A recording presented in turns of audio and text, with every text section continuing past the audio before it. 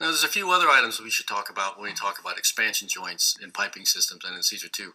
Be sure that you have proper anchorage for this pressure thrust in the system. Of course, if you have tie rods, the pressure thrust load will be carried by the tie rod rather than any external devices. But if you have untied joints, then you probably have an anchor or two holding the pressure thrust load. One side might be anchored, the other might be guided. But that's the other concern here, is make sure you use guides properly to force the growth in certain directions. You can't just allow long runs of pipe to automatically move along their axis. If you want these joints to work properly, you have to prevent them from moving in the wrong direction. Keep them stable. If you look at B31.3, you're going to see, we mentioned some of these earlier in Appendix X of 31.3.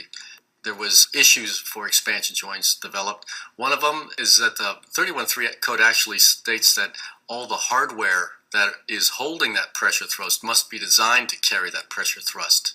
Make sure you don't shear off lugs or you tear off threads or something like that. So make sure all the hardware is strong enough to carry these pressure loads.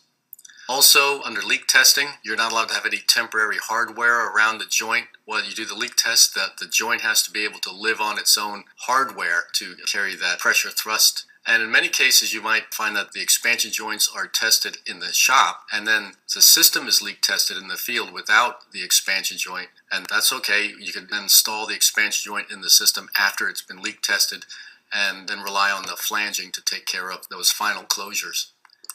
One final point here, I mentioned this earlier, that if you have large rotation on these hinge pinpoints, like a tied universal expansion joint, a lot of deformation. We're working with a stiffness program here, Caesar 2, and we have a beam here, and as we put a load on the end of that beam, of course, in reality, if we have a pin here between 20 and 30, the pipe will actually rotate around that pivot point. That's what the real world says. In Caesar 2, think of your model as being established along its original position, a purely horizontal run here, and you take a snapshot of that system. If I put a little force at the end of this beam here, it is very flexible up and down based on the stiffness of that pinpoint. If I put a larger force on here, we would expect it to rotate around here, but as far as the math is concerned, it's based on the original position, and it just moves a little further straight down. So let's do a little exercise here. I have a model, a zero-length expansion joint, just a pin joint right here between 20 and 30. There's a bending stiffness of 100,000 inch-pounds per degree. If I put in a force at the end of this beam, how much does it deflect? And if I know how much to deflect, then how much does it rotate? So here we have the model.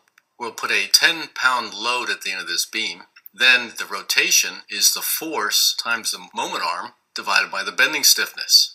F equals kx, basically. My force is minus 10, my moment arm is 120 inches, 10 feet, and my bending stiffness is 1,000 inch-pounds per degree. Do that math, that says it rotates 1.2 degrees with a 10-pound load. The deflection then will be the moment arm times the tangent of that rotation. So 120 times the tangent of that minus 1.2 degrees, 2.5 inches. So I put a 10-pound load at the end of this beam, and it will rotate 1.2 degrees, and that gives me 2.5 inches of deflection downward. Let's just do it again now. I'm going to say it's a 100-pound load. The only thing that changes is the force here, so I get a factor of 10 on my angle, and then a factor of 10 on my deflection. This is what Caesar 2 would give me. Then I go to 1,000 pounds. Well, I get 120 degrees of rotation and 251 inches of deflection. This moment arm is only 120 inches. How could I get 251 inches of deflection? Well, that's just the mathematics of F equals kx. So be aware that when you have larger rotations, we will get this creep in terms of extra deflection based on the mathematics. So I run that in Caesar 2, and here that same model. There's my 1.2 degrees rotation with a 10-pound load. There's the load, there's the rotation, and there's the y deflection. If I go to minus 100 pounds, there's the rotation, there's the deflection, and 1,000. So clearly these numbers here are suspect. That's the difference between F equals kx, or stiffness program, and a geometry-constrained system. So we have to worry about this large rotation. So everything seems to work mathematically, but the reality could be a little bit different. So even though the program and the math says it's so, it doesn't make any sense geometrically. So think of this. If I'm looking at a piping system here that is going from this end over to this end, and this end gets hot, let's say it's a very short run between two vessels, one vessel's hot while the other vessel's cold, I might have a tied universal expansion joint in this range here, and these are the hinges on either end of that joint where the tie rods flange up to the pipe. In Caesar 2, the program would predict a straight up deflection when in fact we know it's going to rotate. So this strain that we will see in our output is in the analysis, but it's not in the field.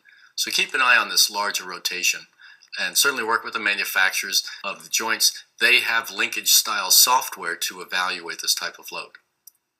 So there you have it. We reviewed the different types of expansion joint assemblies. Then we went through the process of selecting and locating an expansion joint. Using expansion joints is more than just placing it in the system. You have to consider where to put it and what type of hardware to put around it. Then we took a look at the expansion joint demand calculation, how we could determine how many convolutions we want, and then we went into some details, went through the logic of evaluating the joint. This looks like we're done here. There will be one more session where we will actually use the program to look at the different types of joints, the zero-length joint, the finite length joint, the expansion joint modeler, and we'll take a look at a very complicated joint as well. So in the next session, we'll be using Caesar 2. I wish to thank Senior Flexonics Pathway for allowing us to work with their catalog values with our material. Senior Flexonics Pathway many years ago helped generate that first expansion joint modeler built into Caesar 2. We have other manufacturers now as well, but that's the one that I'm using here today. So thank you for your attention here, and the next session we'll actually be using the program.